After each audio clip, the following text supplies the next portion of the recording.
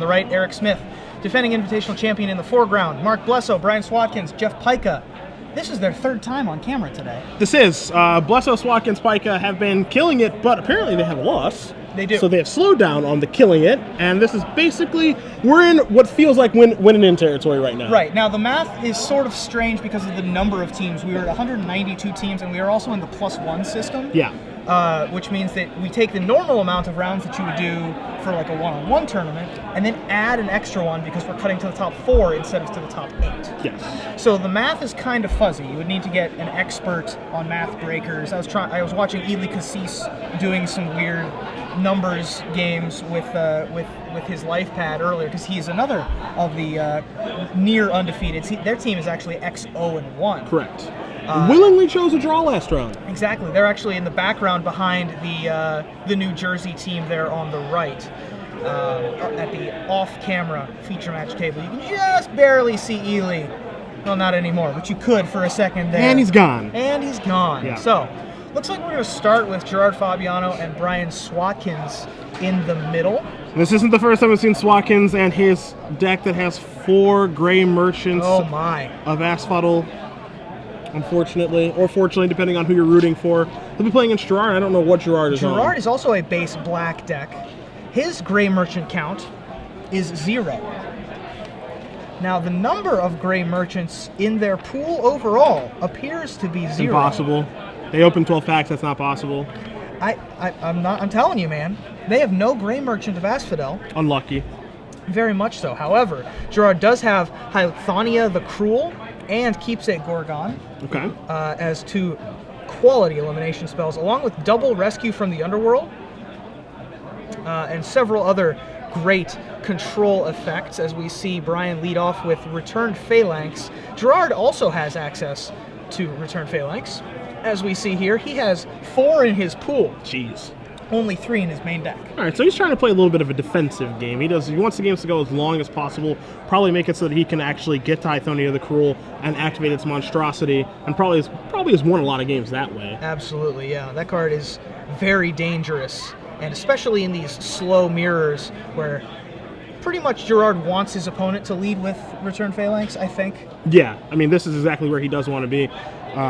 He's got to be absolutely thrilled. This is the start. I mean, Scholar of Etheros, which is, kind of annoyance, but it's super slow. It's only got 1 power. When we get into a much later game, it's going to be really good for Swatkins, but yeah, I don't think that he cares right now. has actually been a card that surprised me a lot today. It has this sort of Orzhov extort activated ability. Yeah. And it's actually been surprisingly effective as just a blocker. Yeah. Just walking around the room, seeing the number of Nessian coursers and things around the room. It's actually fairly impressive, as we see Disciple of Phenax enters with the full amount of Brian Swatkins' hand to be able to get rid of a card. We see double Gray Merchant and Sentry of the Underworld. There's Disciple of Phenax. It is the discard spell creature, sort of the Vizkopa Confessor of this set. I call it kind of like a thieving sprite. Thieving sprite of this set. That's probably better. Yeah, I mean, because if this thing could extort, it would be insane. Yeah. Has the double black to be able to count itself for the devotion to black. Gerard elects to take away the Sentry of the Underworld, Griffin Skeleton. Disciples aren't really that good right now, I suppose, is the thought process. And he's actually just not going to cast 1 for 2. That's a little bit surprising. Or it would be for 3, excuse me. But for 3, yeah. To see, what am I talking? It's 5 mana. It's 5 mana. The Gray Merchant is 5 mana. Disciple is 4. Yes. So it looks like he's got all 3 copies of Gray. 3 of 4. 3 of 4 copies of Gray Merchant. So he's going to be able to just chain those together going forward, unless Night Howler starts taking over. That's Night Howler. That's the I think it's like the Bone Scythe. Is that the one that was, you were looking for Bone Horde? You were looking for Bone Horde. Yes, the living weapon. It's the Bone Horde of this set. There's Night Howler. Enchantment creature Horror. Has power and toughness equal to the number of creature cards in all graveyards. There's currently only 1. That number is sure to rise later on, as Brian hits land number 5, and the Gray Merchant March is going to get underway. There's Gray Merchant of Asphodel. First one's going to be for 3, second one's going to be for 5, third one's going to be for 7, so it's going to bring the pain in a big way if he's able to cast all of these. See what Fabiano can do to maybe push through some damage, maybe kill some of these Gray Merchants if he has any removal spells. Not sure if he has anything just yet. he's also got this Scholar of Athreos to be able to finish things off once all these Gray Merchants enter play. So he's not even going to have to use the attack step to be able to knock off Gerard, because this is going to be, well, in response, we're going to kill one of the Gray Merchants. I wonder, I was going to say, does he have the God Yeah, Willing? the God's Willing. I thought maybe for a second that he did. He does not have one in his deck, though. That's a good bluff. Yeah. Made him think about it for a minute. Their Lash of the Whip going to make it so the Gray Merchant only does drain for 3. Now Gerard's going to play, oh boy. Oh dear, Big Papa. So this is one of the main reasons to be in black. That would be the Aberrant Overlord. That is a lot of devotion to black. Yeah. That is, boy, is that nice. So what's going to put in 6? It puts in 6, 1, 2, 3. 7. 7 1/1s? Jeez. Now, to be fair, one of them's going to get sacrificed. If we're being fair, sure. Well, we're not really being fair, because here's the 3rd Gray Merchant of Asphodel. That's true. This one's also going to hit for 5 because of the Lash of the Whip that we cast last turn. So we're going to sacrifice Disciple of Fenax to be able to grow that Night Howler a little bit. Keep those flyers in play as well. Here's another Disciple, going to snag Mogus Marauder, which was going to give those Scholars Intimidate and actually be able to hit for 2, which is going to be pretty cute. And Gerard instead is going to go a reach in for his flyers and his Abhorrent Overlord, and he's going to get in for a lot of damage. A lot of tokens. Doing pretty good attack here. I don't know if he wants to attack with everything yet, or if he wants to maybe hold some back on defense, because he has the reason to maybe want to hold something back. He is only at, I mean, he is at 8. Like, this is not completely comfortable territory. Agreed. Agree 100%. So he's only going to leave 1 back. He's going to leave back 4 blockers and attack for 12. The clock doesn't really change all that much.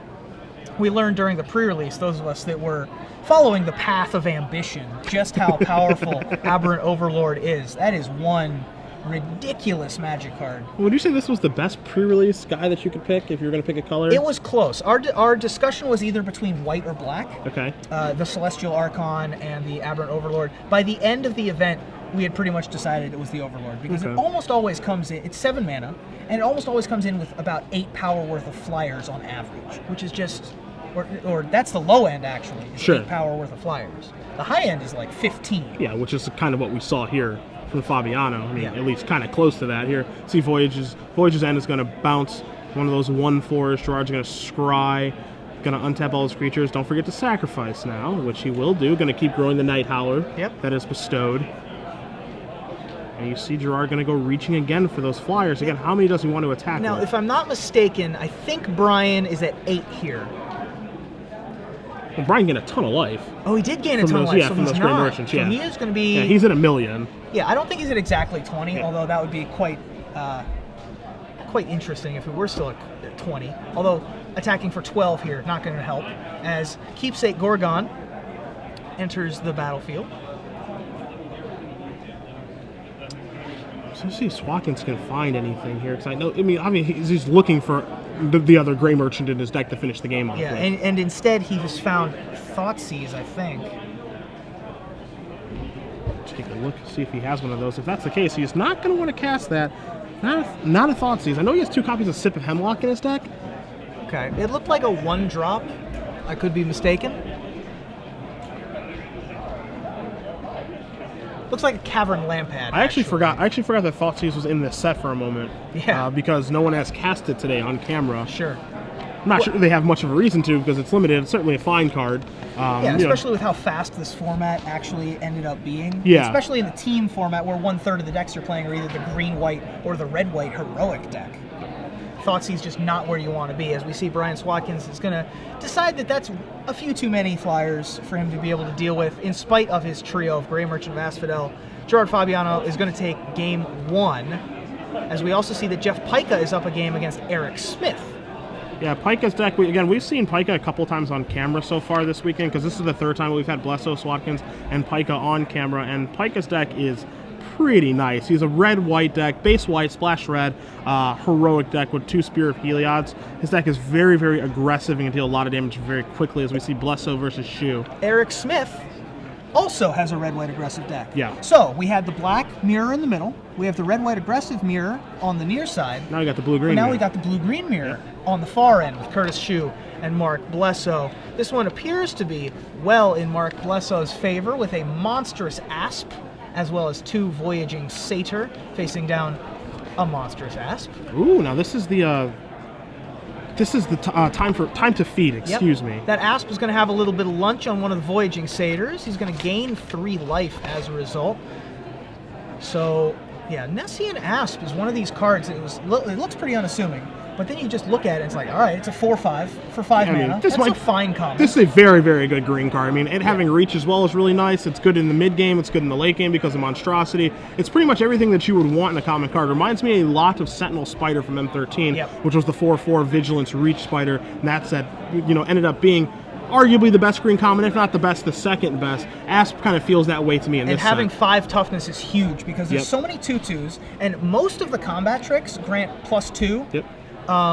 Like Dauntless Onslaught, as well as Battle-Wise Valor. There's several others that deal in even numbers.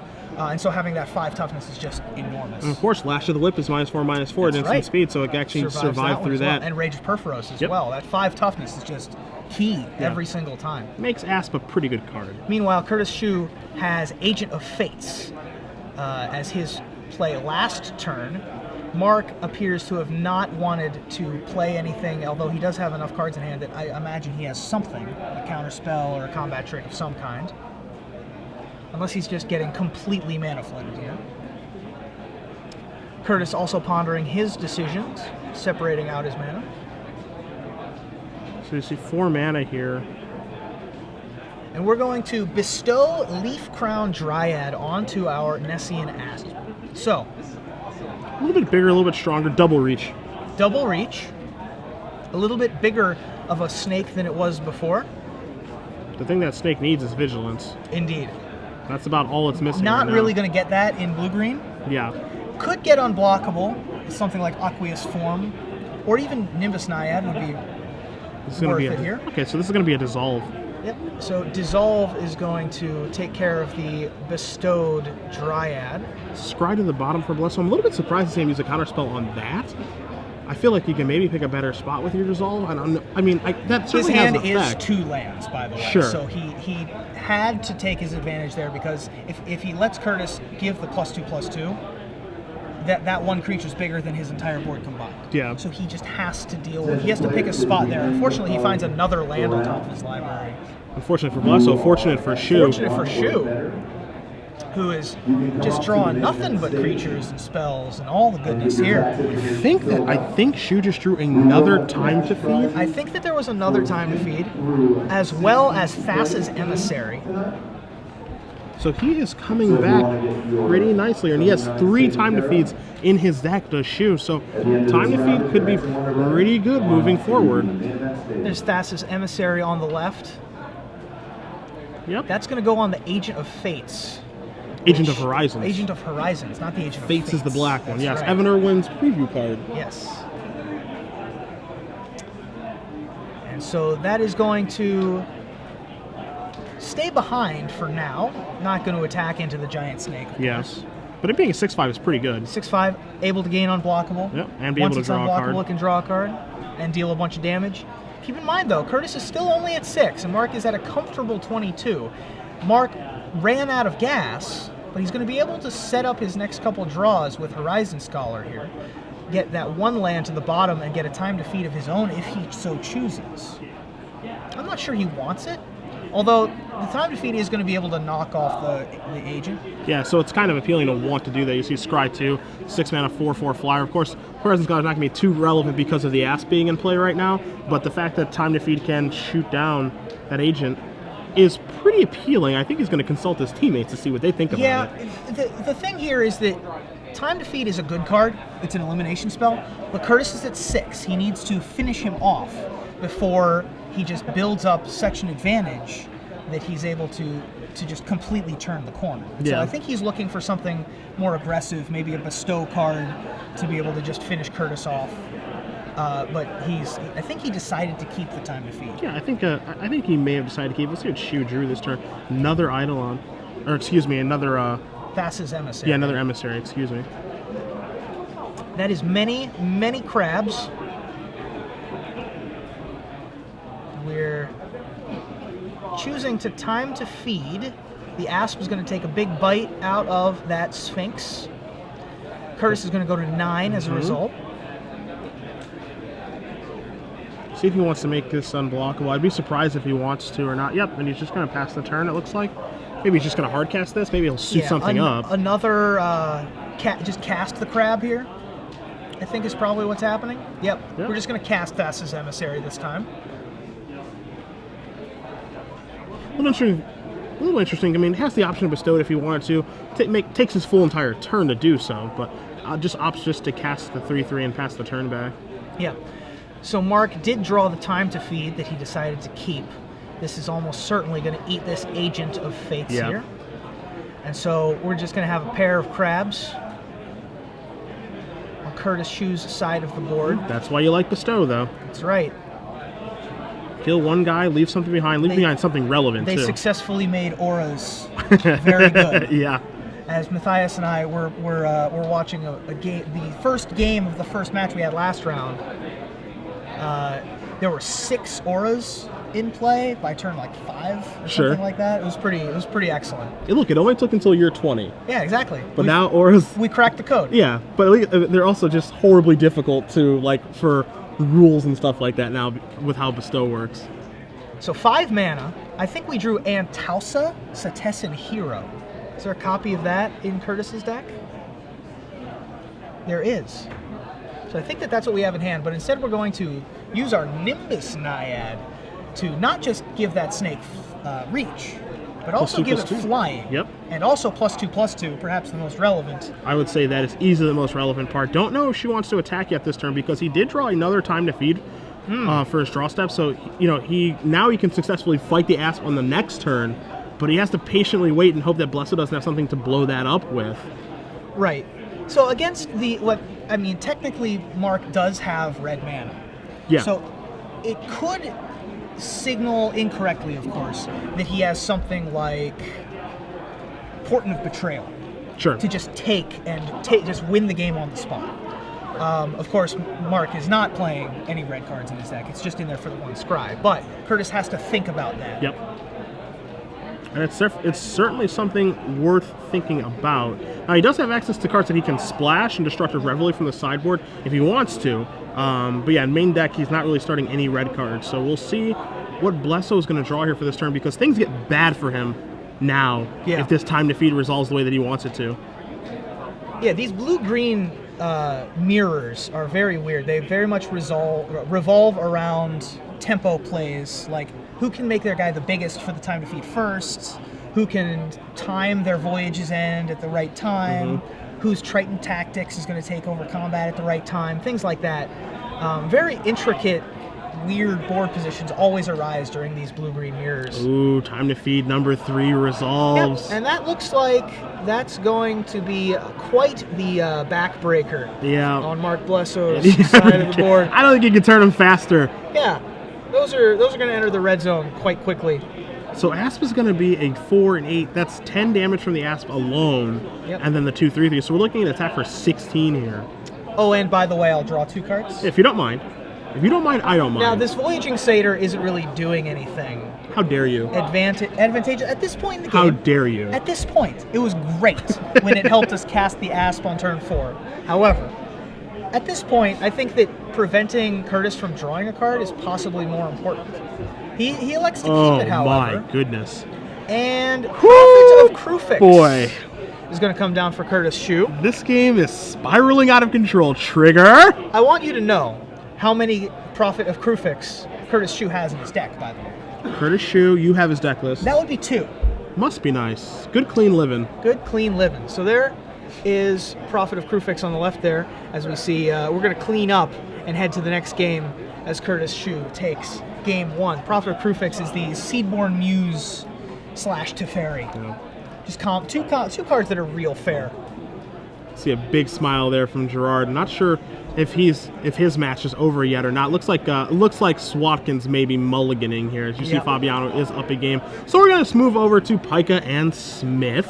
Yep. That's exactly what's going on here. You see Eric Smith, it looks like he's pretty deep in the champ, is the defending Invitational champion. That is a lot of tokens. Oh, is that an Elspeth? That is an Elspeth Suns champion. Boy, that is nice. That is a good Magic card. Jeff Pyka is stuck on 3 lands. He does have Anthrax and Cyanide, though.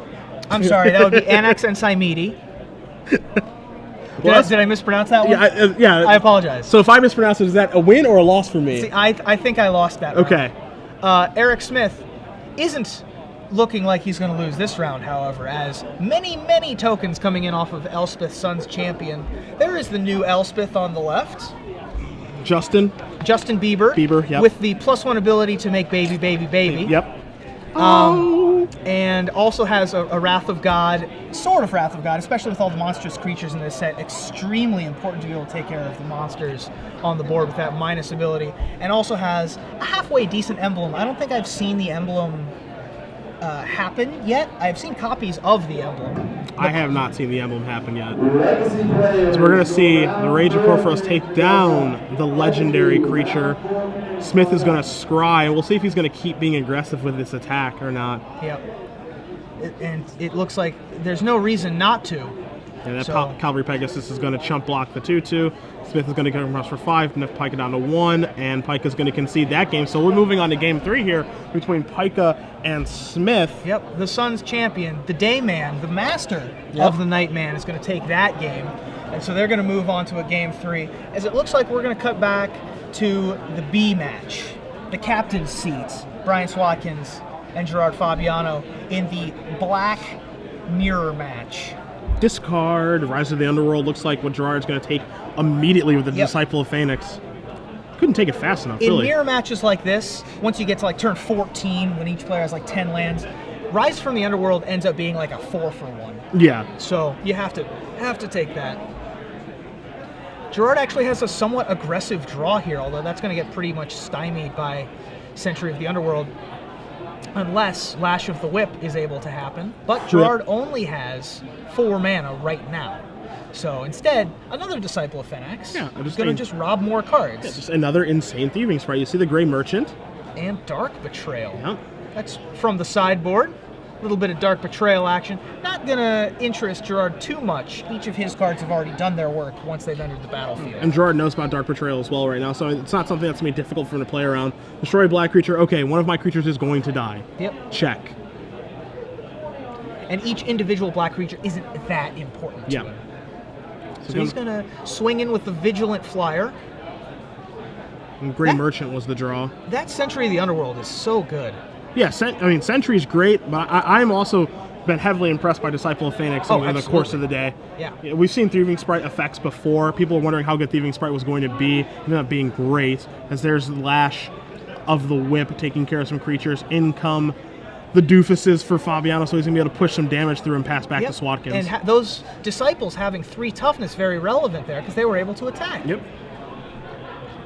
Instead of just getting eaten by the giant spider, or whatever vanilla. Pillarfield Ox would be the vanilla 2/4. Sure. There's the Night Howler. Perfect in these Black Mirror matches because everything's getting traded, everything's dying, all over the place. Grey Merchant right off the top. Swatkins just draws this card, puts it right into play. So it's Grey Merchant. It's going to drain for 4 and gain Swatkins for just pass the turn back. Now, that's good, but it's really not getting him much of anywhere because that life is just going to get lost again from this Blood Toll Harpy attacking. He can't profitably block this Night Howler. So it's going to drain Gerard down to 9. Yeah, I mean, he might be in double block range at some point here, because again, those are 2 2/4s. So you're looking at basically, I just look at it as one big creature, which is a 4/8. Fabiano's going to Voyaging End, and that's going to get countered by Dark Betrayal. I think he's okay with trading Voyager's End for Dark Betrayal. I mean, but that's a 2-for-1. Yeah, he's getting 2-for-1 on his own. Yeah. There's the potential here because, again, the cards are new, so mistakes like this are going to happen, that he thought that was a sorcery. Sure. That would not surprise me at all if he thought that was a sorcery, like a card like Deathmark has been in the past. Now, Gerard is at 9, so he's not at extremely comfortable life total, especially since he knows how many Grey Merchants are likely to be in Brian's deck. But, Brian can't ever attack, basically. There's also the chance that maybe Fabiano, as you mentioned, did want his creature to die to get past that phase with the Dark Betrayal. Like, Yeah, we're past that point in the game. Present so obvious of an opportunity to, okay, you get to 2-for-1 me, you got me. Now here's Aberrant Overlord. Yeah. Here's some other giant animal that you can never deal with. As there is a Blood Soul Harpy on Swatkins' side, but it's going to knock Fabiano down to 8. Swatkins going to go down to 16 as each player loses a life. Both players want to pay the toll. And there's another, hey, how many tolls are you going to pay, buddy? I can't stop, won't stop. This is the toll house. You can call me Toll Booth Willie. I ran out of puns before you did. Yes! That's a win. You're That's up to a win. 8 and 37. Cedric the Newsening. Damn. I could do this. Rats. So, Blood Toll Harpy, number 2, resolves for Fabiano. Number 3 on the board. There's some mana. And we have Sip of Hemlock going to take out the Blood Toll Harpy. So he's going to try and get aggressive with his flyer here.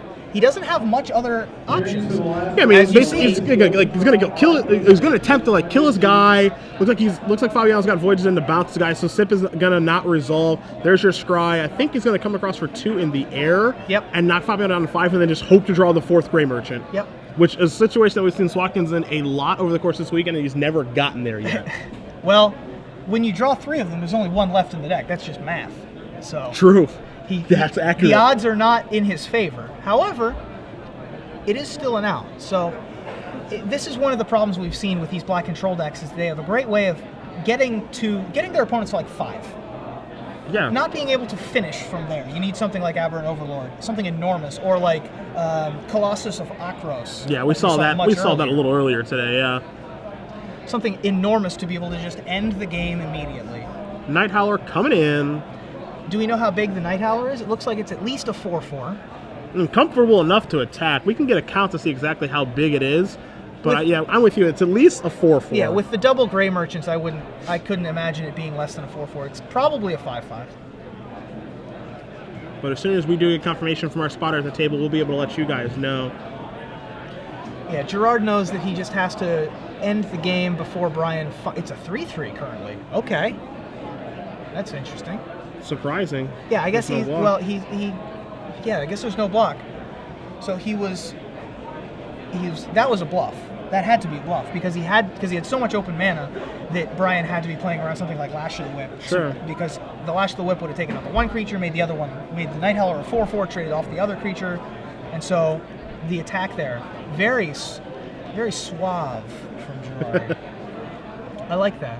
That's You see another Blood Toll Harpy come into play for Fabiano. So Fabiano's at 4, Swatkins is at 7.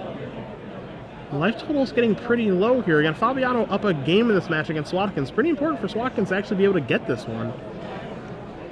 Yeah, as they're down a game in the Curtis Shew Mark Blesso match and going to game 3 on the bottom. Their backs are against the wall. Yeah, definitely. So Night Howler and one of the Blood Toll Harpies are going to enter the red zone, leaving the other one back on defense. Brian pondering his options. His body language suggests to me that last card isn't a combat trick. Yeah, Swatkins, I believe in his hand, he just has a swamp. Okay, yeah. He's going to get the Opaline Unicorn in front of the Night Howler here. So Night Howler's going to grow a little bit again because it does check both graveyards. Yep. Yep, and he's just staring at a swamp. And Gerard has Rescue from the Underworld, which at this point is... Ugh. Oh, and there's Hythonia, the Cruel. Fabiano's deck is a delight. It is. It's He's really just got good. haymakers. Yeah. His deck is awesome. Yep. No Gray Merchant shenanigans in his deck. Won't need. Don't need. Just have enormous Gorgons and demons and other dark animals. Can't trade fast enough there for Fabiano. Blood Toll Harpies trade with each other. Night Howler is going to grow 2 more. Let's see if Fabiano, he can go, I mean, he needs 1 more land to be able to go monstrous with the Hythonia the Cruel, but I don't even think he has a reason to yet. And he's going to turn everything into the red zone here, it looks like. He's not going to activate the Returned. Well, there's your blocks. If he's blocking like this, that cannot go well for Swatkins because this is basically turning off his out of being able to kill Fabiano with the top deck Gray Merchant, which I mean, that's just the situation he's in. We see the two hands in Swatkins' hand, two lands, excuse me, in Swatkins' hand. Fabiano going to play for an Overlord. Put all these. Do we have enough tokens for the devotion? Swatkins going to draw and concede the game. So Gerard Fabiano is going to win his match 2-0 over Brian Swatkins. You can see a little bit of frustration here from him, but it's not over, Brian. Your teammates can win. Jeff Pyka is in game 3. Blesso's down a game, but it's not over there either. Even though Curtis Shew's deck sure is good. It definitely is. That pair of profits that I didn't see until right there at the very end of that game was just icing on the cake. Yeah. That's pretty nice. So we're going to flash over to that, to the... We're going to go with Pyka versus Smith for now. Yeah, this is going to be Pyka versus Smith. We once more have Elspeth going. Oh, so we're cutting into a bloodbath massacre. Yep, baby. Activating again. We got several 1/1s entering the red zone. It looks like one of those hopeful Eidolons is a creature and one is an aura. Elspeth is just really, really not fun to play against. Agreed. And it has 7 counters on it right now. Extremely powerful card. He's going to be able to get the emblem next turn. There is and this is perfect, hopeful. A hopeful Eidolon, very hopeful Eidolon on the arena athlete. Yeah. We might be able to get ourselves an emblem next turn. Yeah, I don't think Eric Smith can block fast enough. That's the most hopeful Eidolon I have ever seen. That is very hopeful. And I'm with you. I think this is the first time. Come on, let's see it. Do you see Smith is going to count up the damage? Because Jeff's at 24. So I think that we are going to see. Oh my! There it is. Excellent. Bieber emblem engage. All right, let's get a copy. Come on. There's 15, there's 18, 21, 22. This will put Jeff to 2. And so remind me, the emblem gives every creature +2/+2 and flying. Okay. But not lifelink. Okay. Although the hopeful Eidolon, there are 2 hopeful Eidolons in play. One is an aura and one is a creature. Yep. And that is it. That's so it. Eric Smith is going to win this match on the back of Elspeth. Sun's champion, Jeff Pyka, is defeated. And that means that the team of Shew, Fabiano, and Smith have won the match. I think we're going to cut over Shew's way because those guys are going to finish up their game, I believe. Not sure if they're still battling it out or not, but either way, Fabiano, Smith, and Shew are going to move on to X and 1. Yep. Not sure if they're going to be able to draw or not, but their decks look delightful. Very nice. Yes. Yes. Very good. Very good. All of them look very good. It's interesting that a lot of the teams have decided to put the black-based control decks in the B seat, creating a lot of mirror matches in all 3 seats. This one is not an aberration. Pardon the pun with Gerard's deck. Yeah, I mean, I think it's kind of just random where people end up putting the decks.